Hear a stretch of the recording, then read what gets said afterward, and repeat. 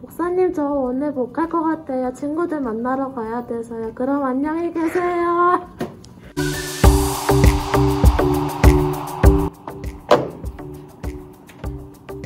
목사님, 오늘 날씨가 예매해서 못 갈 것 같아요.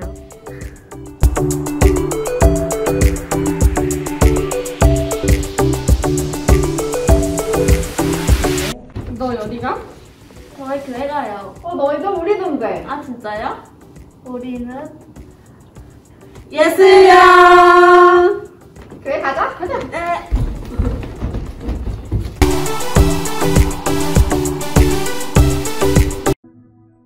할렐루야.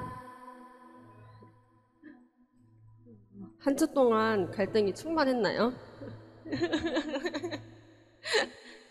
안 보이네. 네, 저희가 갈등이 충만하다는 것은 성령이 충만할 수 있다는 말이겠죠.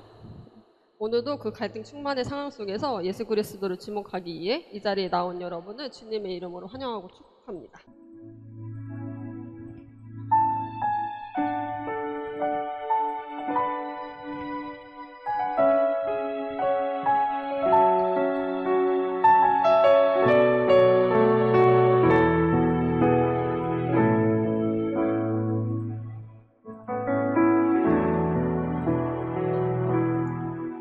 날이 저물어 갈 때 빈들에서 걸을 때 그때가 하나님의 때 내 힘으로 안 될 때 빈손으로 걸을 때 내가 고백해 여호와 우리 다 함께 고백할까요? 날이 저물어 갈 때 빈들에서 걸을 때 그때가 하나님의 때 내 힘으로 안 될 때 빈손으로 걸을 때 내가 고백해 여호와 이래 주가 일하시네 주가 일하시네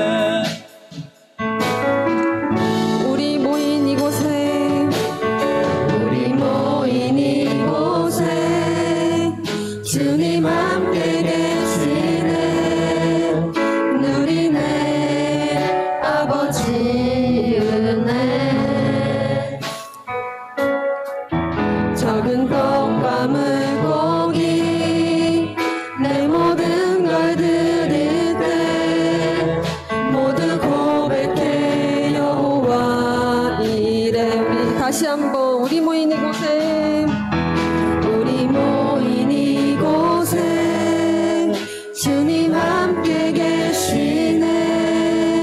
누리네 아버지 은혜. 작은 떡과 물고기 작은 떡과 물고기 내 모든 걸 드릴 때 모두 고백해 여호와 이래. 주님이 일하십니다. 주가 일하시네. 주가 일하시네. 주께 아끼지 않는 자에게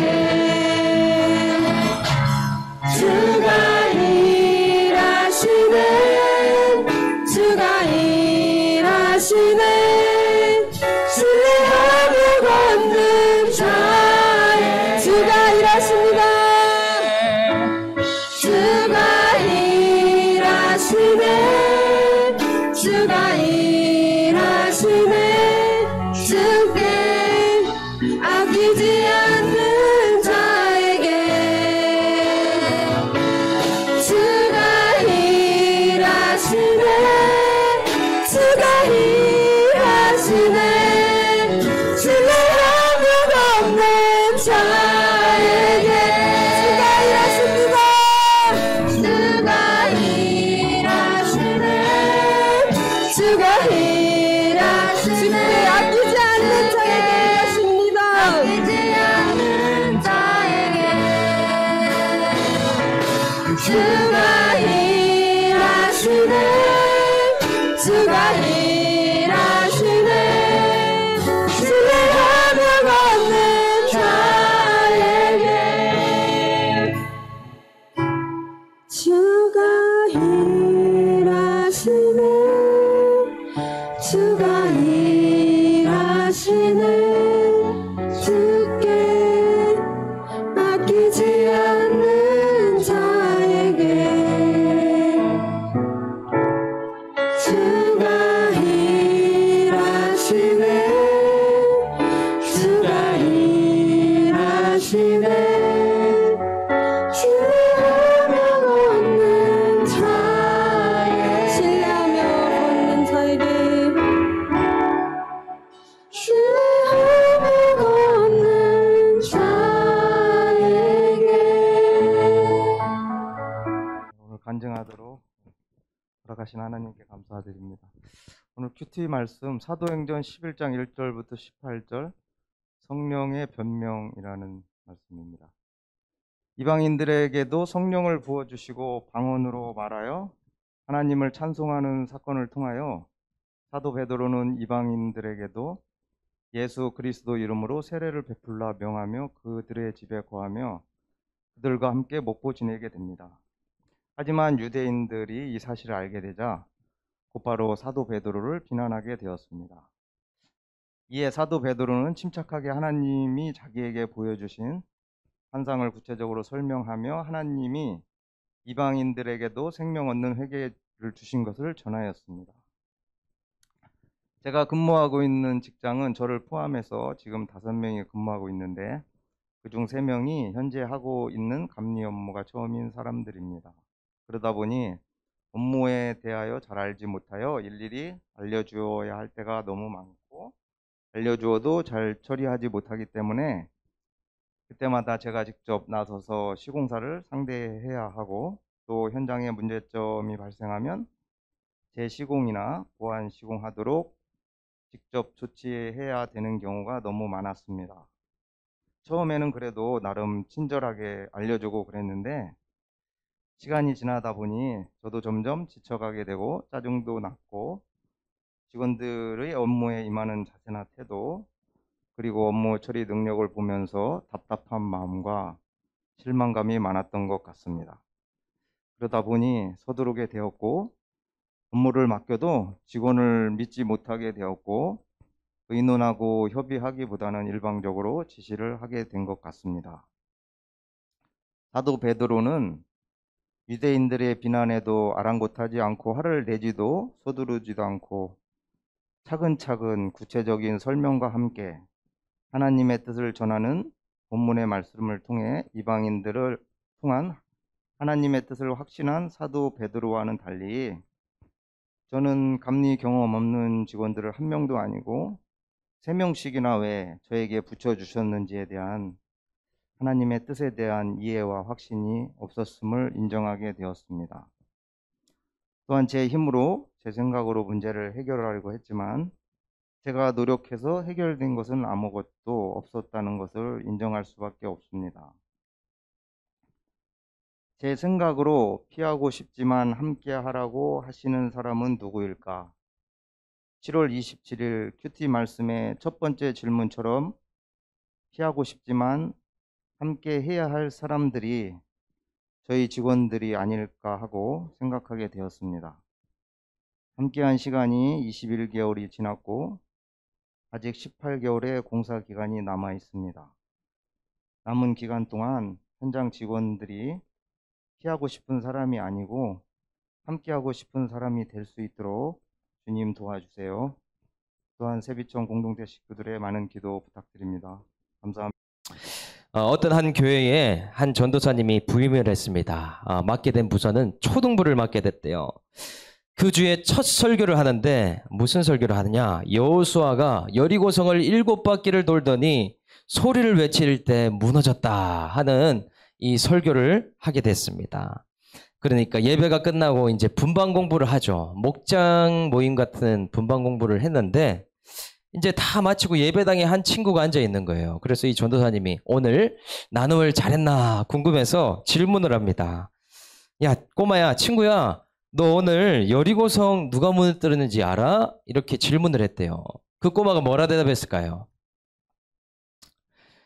친구가 이렇게 대답했답니다. 당황한 표정을 하더니 대답하면서 전도사님, 제가 안 그랬어요. 진짜예요. 그래서 전도사님이 너무 황당했답니다. 아니, 오늘 분명히 내가 다른 설교를 한 게 아니라 여리고성 설교를 했는데 이거 왜 이러지? 그래서 이 분반 공부를 한 선생님한테 물어보고 싶었대요. 오늘 분반하면서 도대체 여리고성 얘기를 안 하고 무슨 얘기를 하신 걸까 궁금해서 선생님한테 다시 찾아가서 물어봤다고 합니다. 선생님, 오늘 그 친구한테 제가 여리고성이 누가 무너뜨렸냐고 하니까 이렇게 대답을 하던데 어떻게 된 일일까요? 그러니까 선생님이 뭐라고 대답할까요?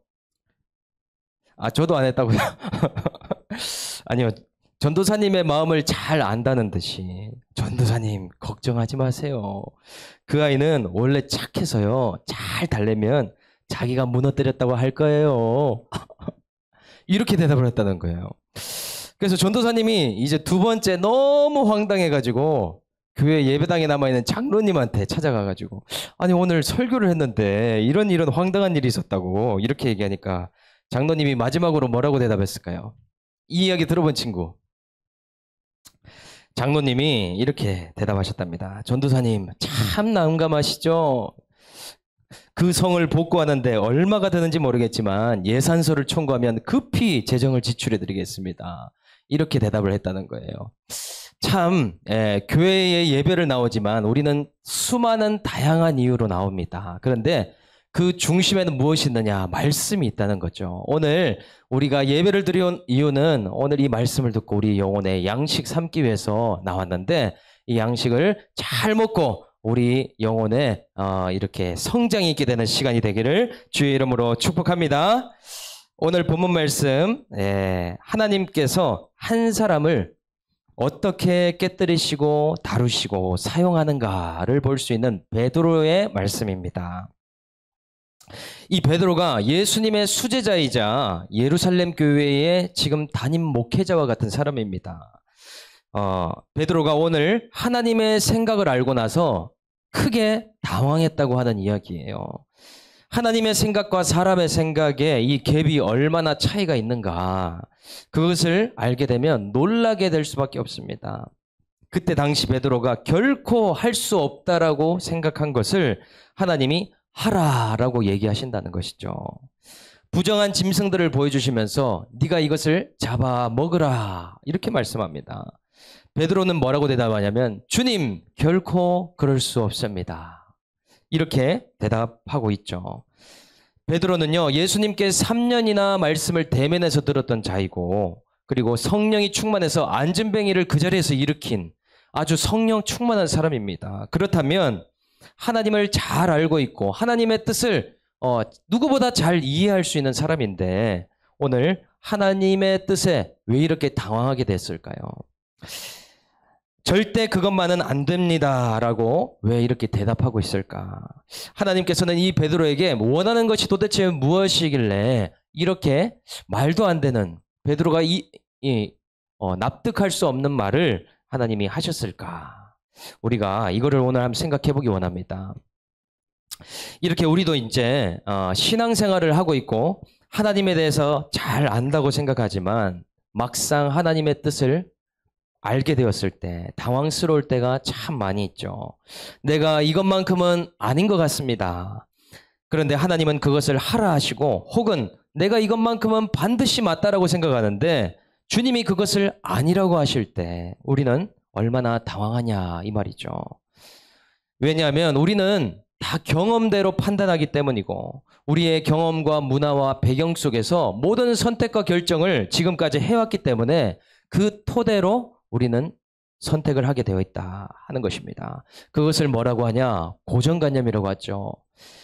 베드로처럼 부정해 보이거나 안 좋게 보이는 것은 이것은 아닙니다라는 태도로 우리는 계속 갈 수밖에 없습니다. 여러분 한 가지 우리가 코로나가 1년 반이 지났는데 코로나가 그치기를 얼마나 기도 많이 했습니까? 우리 눈에 부정한 것이고 이것은 위험한 것이기 때문에 하나님 이것을 제발 하늘로 다시 올려보내 주십시오. 베드로가 3번이나 그 그릇을 보면서 먹지 않겠습니다 라고 고백한 것처럼 코로나를 보면서도 우리는 이것이 부정한 것이기 때문에 하나님 빨리 사라지게 해주십시오. 이렇게 기도한다는 거죠. 그런데요, 우리는 그치기를 원하는 이 코로나를 하나님은 이 시대에 꼭 필요하다라고 말씀하시면서 이 천상에서 회의를 하고 컨펌을 맡았기 때문에 사단마귀가 이 코로나를 전 세계에 이렇게 확산되도록 놔뒀다 하는 것입니다. 우리가 이렇게 명부를 쓰는 것도 얼마나 귀찮아요. 예배 나올 때마다 이 목사님도 매번마다 제 이름 쓰고 연락처 쓰고 온도 쓰고 사인하고 이거 너무나 불편한 일 있잖아요. 그런데 하나님은 이 명부를 왜 쓰게 하실까? 하나님께서요, 이 생명록에 네 이름이 계속 기록되도록 해라.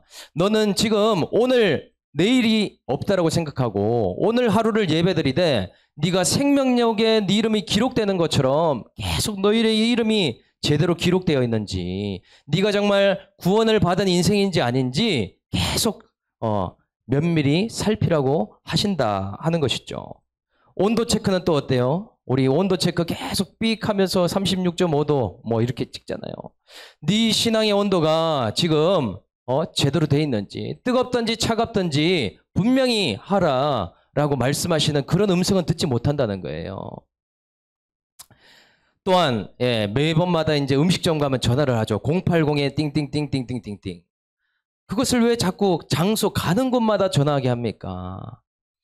네가 어느 길을 가고 네가 어느 곳에 있든지 하나님께 기도의 전화를 드리라는 거죠. 뭐든지 이 모든 것을 하나님의 주어로 해석해 보면 너무나 쉽게 우리는 해석할 수 있습니다. 그런데 이 코로나 4단계 가운데 우리가 회복되어야 될 게 있다면 우리의 거룩의 단계가 격상돼야 되고 우리의 회개의 단계가 격상돼야 되고 우리의 신앙이 거듭나는 단계가 돼야 됩니다. 이제 앞으로 더 AI가 코로나가 점점 심해질 것을 예측하고 있다고 했죠. 코로나가 심해질수록 우리는 무엇을 해야 되느냐? 회개하며 우리의 거룩을 더욱더 힘쓰며 나아가야 한다는 것이죠. 오늘 이 말씀 가운데에 베드로의 모습을 보고 우리가 어떻게 하나님이 우리를 다루시는지 함께 살펴보기를 원합니다. 오늘 본문의 배경은 욥바라는 도시에 무두장이 시몬의 집에서 있었던 일이에요. 욥바라는 도시는요, 항구 도시입니다. 여러분, 요나가 다시스로 가는 배를 탔던 장소가 이 욥바라는 곳이에요. 복음이 전파되는 전초기지와 같은 이 항구 도시에 수많은 사람들이 왔다 갔다 하잖아요.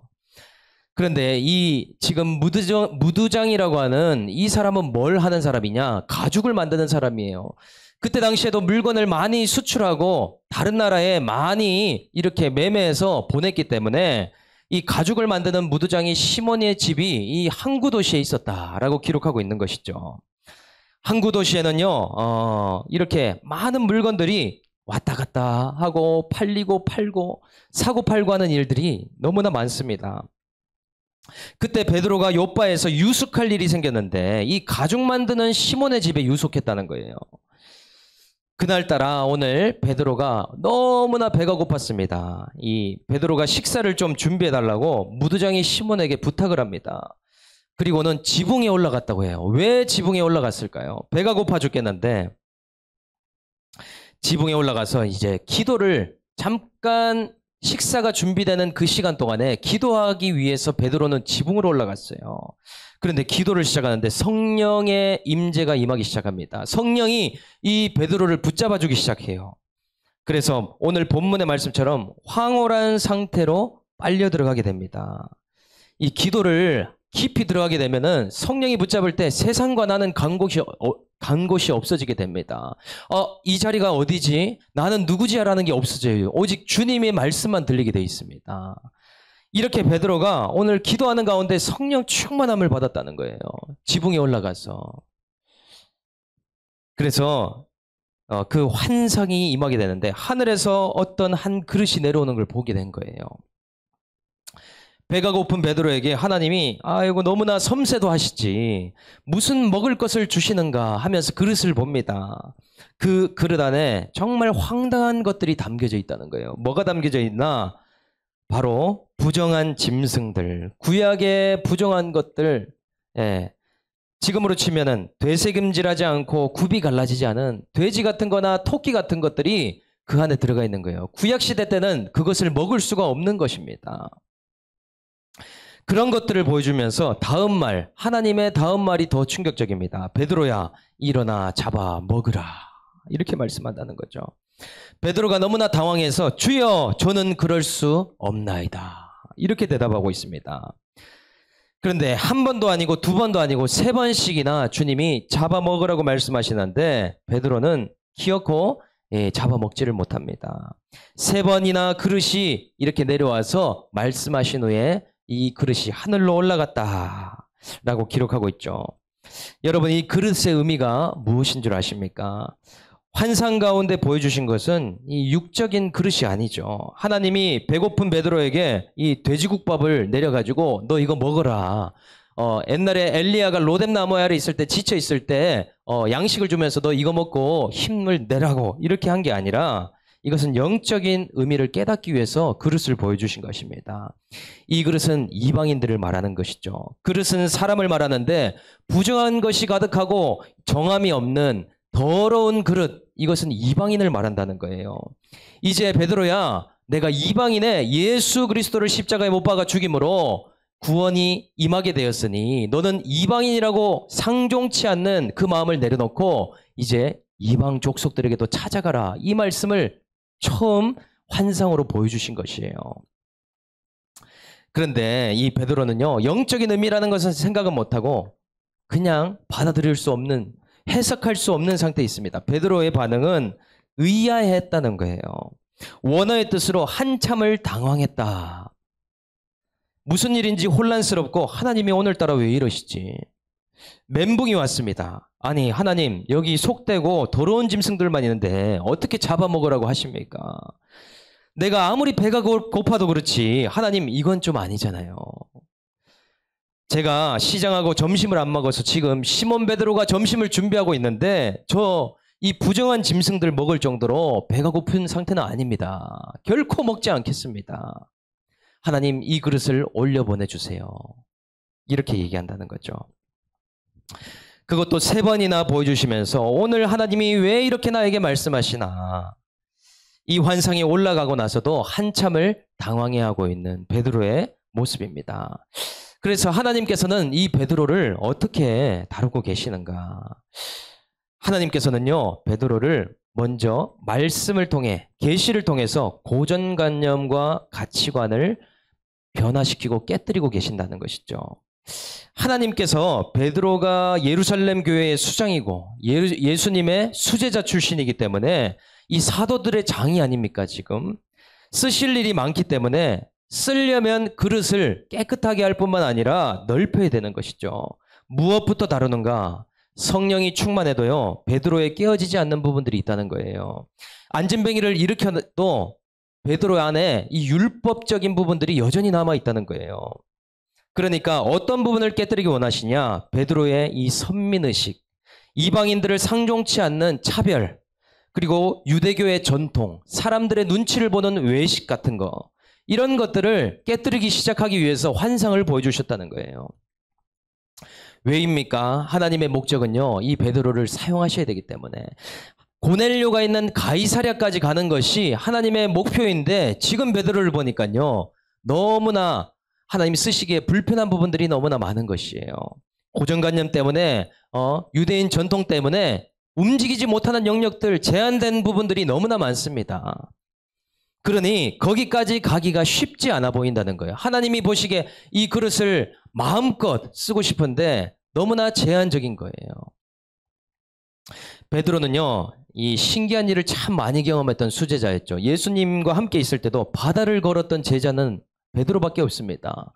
그리고 오병이어의 기적, 나사로가 일어나는 기적, 이런 것들을 수도 없이 많이 봤던 사람이에요. 지금까지 본인이 믿었던 믿음, 하나님에 대해서 너무나 잘 안다고 생각했던 이 베드로가요, 하나님의 생각을 딱 알아채는 순간 어리둥절했다는 거예요. 내가 믿었던 그 신앙과 하나님의 원하는 신앙이 차이가 났을 때에 정말 너무나 당황했다는 거예요. 요즘 말로 하면은 베드로가 어리둥절했으니까 드러둥절했다는 거예요. 이 일을 하게 됐을 때 이 베드로가 얼마나 위험한 일이 많습니까? 베드로에게는요, 이것이 어려운 이유가 따로 또 있죠. 왜냐하면 사도장인데 이방인에게 갔다는 소식이 알려지게 되면 이 유대파 그리스도인들에게 욕먹기가 싫은 겁니다. 너는 예루살렘 교회의 수장인데 네가 어떻게 그런 일을 했느냐? 유대인 전통에서 위법되는 일을 행했다. 너는 본이 되지 못했다라고 욕을 먹게 된다는 거죠. 리더는 이래도 저래도 욕을 먹겠지만 그래도 생각해야 될 사람이 얼마나 많습니까? 행동 하나하나에도 신경을 쓰게 되고 그 행동을 통해서 책망을 받을 수도 있기 때문에 거기에 갈 수가 없다는 거예요. 그런데 이런 베드로를 하나님은 3번씩이나 설득하십니다. 네가 정하다고 네가 부정하다고 생각하지만 내가 정하다고 했으니 너는 부정하다고 생각하지 말고 잡아먹어라. 이방인을 부정하게 보지 말고 너의 이제 시선과 관점을 바꿔라. 너가 상종해서는 안 된다고 생각하는 그 사람들을 이제는 찾아가라. 말씀으로 부딪히고 있는 지금 상황이 있다는 거예요. 베드로 안에 있는 수많은 깨져야 될 것들을 하나님이 말씀하고 계시다 하는 것입니다. 이렇게 하나님께서 우리에게 뭔가를 알려주고 싶으실 때 우리를 어디로 부르십니까? 우리를 지붕으로 부르시죠. 지붕은 하늘에서 가장 가까운 곳이 아니에요. 각자의 기도와 말씀의 자리, 하나님의 계시를 받는 자리에 지붕으로 부르십니다.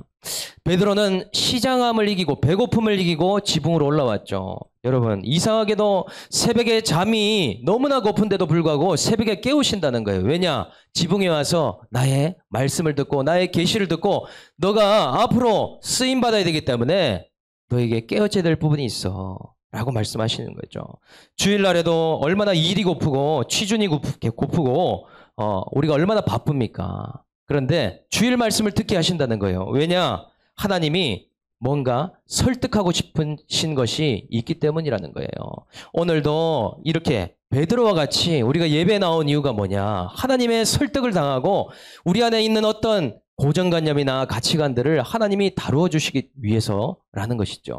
오늘 그 하나님의 마음을 우리가 깨달을 수 있기를 주의 이름으로 축복합니다. 우리에게 말씀하시고 변화시키셔서 결국은 어떻게 하기를 원하시는가? 이 땅에서 쓰임받는 한 사람이 되게 하고 싶으시다 하는 것이죠. 이 시대에 자기중심적인 사람은 참 많습니다. 내 뜻과 내 생각과 내 기준대로 살아가는 사람이 너무나 많죠. 그런데 하나님이 주목하고 싶은 사람은 어떤 사람이냐? 설득을 당해서 하나님의 손에 붙들려서 쓰임받는 그런 한 사람이 있는가?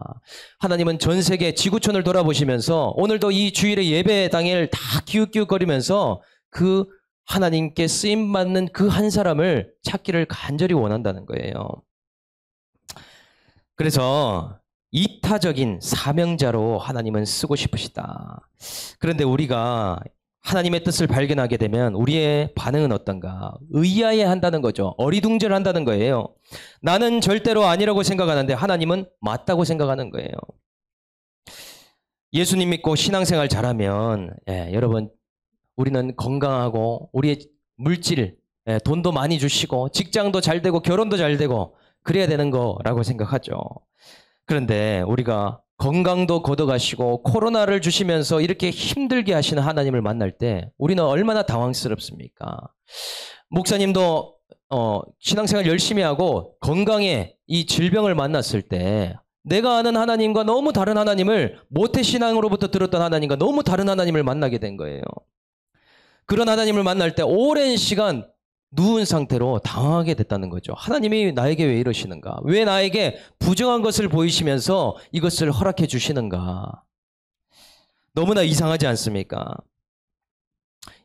하나님의 뜻을 알게 될 때 우리는 정말 황당하기까지 하다는 거죠.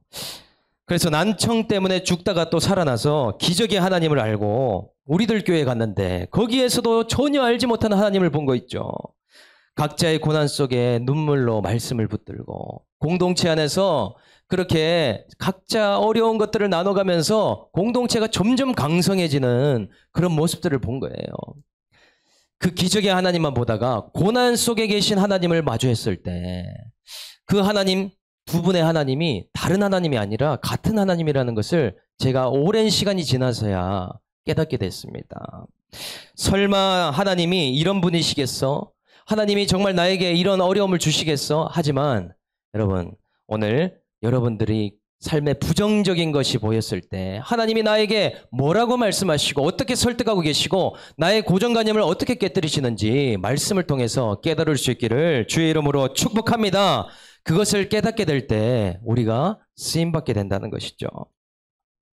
그래서요, 오늘 또 베드로에게 어떻게 역사하시는가? 이 유숙하면서 함께 갈 이방인들을 보내셨다는 거예요. 20절 말씀해 보니까 그렇게 나와 있죠. 하나님은 말씀만 하신다고 베드로가 깨어지지 않는다는 것을 너무나 잘 알고 있습니다. 그냥 환상 한번 보여주고 베드로야 잡아먹으라 이렇게 한다고 해서 베드로가 쉽게 깨어지지 않는다는 것을 알고 있었어요. 그래서 어떻게 하나님이 또 역사하시는가? 베드로 주변에 사람을 보내시고 환경을 변화시킨다는 거예요. 지금 의아해하고 있는 베드로에게 말씀하실 뿐만 아니라 그것으로 안 되니 확실히 깨달을 수 있게 사람까지 보내주십니다. 자, 누구를 보내시느냐? 이방인들을 보내주신다는 거예요. 처음부터 베드로에게 가이사랴로 너는 바로 가이사랴로 가라 하면 베드로가 갈 수가 없잖아요. 이방인을 상종할 마음 자체가 없는데 가이사랴로 어떻게 바로 갈 수 있겠습니까? 상종해서도 안 된다는 생각이 꽉 차 있는데 갈 수가 없다는 거죠. 그래서 이방인들을 보내면서 이들이랑 이틀이라는 시간을 주시면서 유숙하면서 함께 보낼 시간을 하나님이 허락하신다는 거예요. 이방인들을 먼저 보내주시면서 이 사람들과 함께 좀 보내보면서 가이사랴로 너는 갈 수 있는 단계로 내가 이끌겠다 말씀하신다는 거예요. 베드로가 이 어리둥절하면서 20절에 그러고 있으니까 뭐라고 성령이 감동하는가? 의심하지 말고 함께 가라. 내가 그들을 보내었느니라. 베드로는 환상으로 설득을 받고 또 마음의 감동으로 또 설득을 받습니다.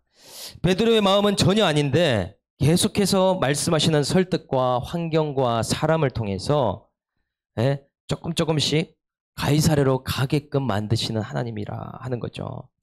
하나님의 뜻은 그냥 말씀이라고 되는 것이 아니라 우리에게 세 가지를 주신다는 거예요. 말씀과 또한 사람과 주변에 환경, 이 세 가지를 통해서 이 삼박자가 맞을 때 사람이 변화가 일어난다는 거예요. 고정관념이 깨지기 시작합니다. 나의 가치관이 변화되기 시작합니다. 그 세 가지를 통해서 하나님은 계속해서 이타적인 사명으로 나아가는 사람으로 변화시킨다는 거예요. 말씀만으로 안 되죠. 그러니까 공동체를 주시는 거 아닙니까? 공동체만으로 또 안 되죠. 그러니까 환경까지 사방을 묶어서 그렇게 훈련하신다는 거 아닙니까?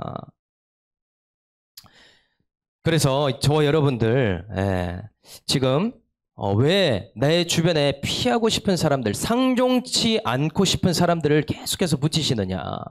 나에게 왜 이렇게 힘든 환경들을 하나님 붙이시느냐? 여러분들 어떤 부분을 깨뜨리고 싶어하는 하나님의 마음을 이해하셔야 됩니다. 여러분들이 어떤 변화되지 않는 고집과 여러 가지 편견들과 가치관들을 하나님이 계속 변화시키고 싶으신 마음이 있으시다는 것을 여러분들 깨달아야 된다는 거예요. 그래서 이 시대는 우리가 싫은 사람과 상종치 않는 것이 익숙한 문화잖아요.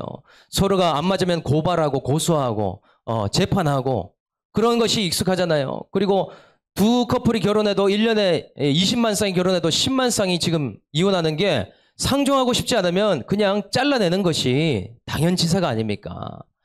그런데 여러분, 이렇게 끊어지는 문화 가운데서도 하나님은요, 오늘 우리의 가치관을 변화시키고 계십니다. 이 말씀을 통해서, 여러분의 환경을 통해서, 공동체를 통해서요.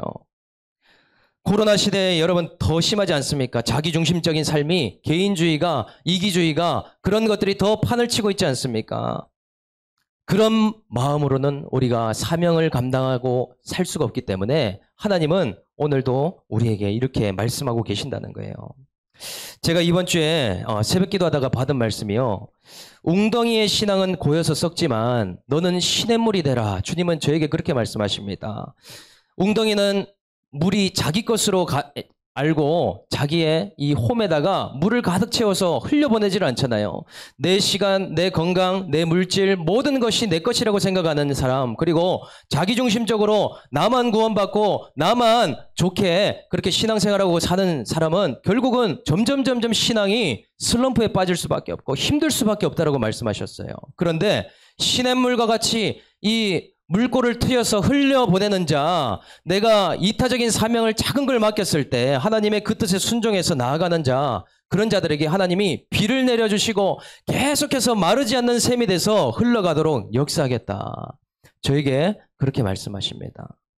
여러분, 우리에게 오늘 이런 자기중심적이고 내 안에 여러 가지 가치관이 나를 향해서만 살게 만들고 있을 때 여러분 그것이 아니다. 오늘 하나님이 이 말씀을 통해서 오늘 나를 어떤 이타적인 가이사랴로 보내기 위해서 오늘 이 시간에 훈련을 주셨는지 깨달을 수 있기를 주의 이름으로 축복합니다. 그래서요, 저에게도 이 세비청이 가이사랴와 같은 곳이었습니다. 제 힘으로 선택해서 왔다라고 하지만 하나님이 인도해 주셔서 이곳에 온 것이죠. 여러분, 이 큰 교회에 들어갈 때는 자기 마음대로 들어가지만 나올 때는 마음대로 나올 수가 없어요. 내가 나오고 싶어서 나온다 이게 아니라 그 나오기까지의 수많은 설득과 설명들이 필요하고 그런 것들이 필요하죠. 그런데요, 지금까지는 제가 적용을 잘해서 나왔다 생각했지만 아니었습니다. 뭐냐면 하나님이 나를 위해서 보내신 거예요. 이 세비청에 시냇물과 같이 하나님이 나를 이타적으로 정말 자기중심적인 사람임에도 불구하고 나를 조금씩 깨뜨려서 이타적인 그릇으로 하나님 만들기 위해서 이 가이사랴로 보냈다는 것을 깨닫게 됐다는 거예요. 여러분, 나에게 정말 가고 싶지 않은, 상종치 않은 그런 사람들이 있더라도 그곳에 가는 발걸음을 할 때요, 하나님께서 우리들을 계속해서 변화시켜 주시고 우리의 그릇을 정케 하시고 은혜를 계속 부어주신다는 것이죠. 여러분, 오늘 우리가 이 말씀들을 통하여서 우리의 이타적인 사명, 하나님이 이 땅에 보냈을 때 우리에게 사명대로 왔다가 사명대로 가라고 말씀하시는 이 뜻을 깨달을 수 있기를 주의 이름으로 축복합니다. 저를 만나주신 주님이 그렇게 이타적이신 분이셨습니다. 그렇게 인자하시고 이 영혼들을 사랑하는 분이셨어요. 저와 여러분들의 삶에도 오늘 나의 중심으로 갈 때, 이 코로나로 인해서 4단계로 격상돼서 나만 어떻게든 먹고 살고 나만 바라보고 있는 이 상황에서 여러분들 눈을 돌리고 하나님의 말씀에 주목함으로 이 마지막 때에 하나님께 쓰임받는 사명자의 한 사람, 그 베드로와 같은 그 한 사람이 저와 여러분들이 다 될 수 있기를 주님의 이름으로 축복합니다. 그럴 수 있기를 주의 이름으로 축복합니다.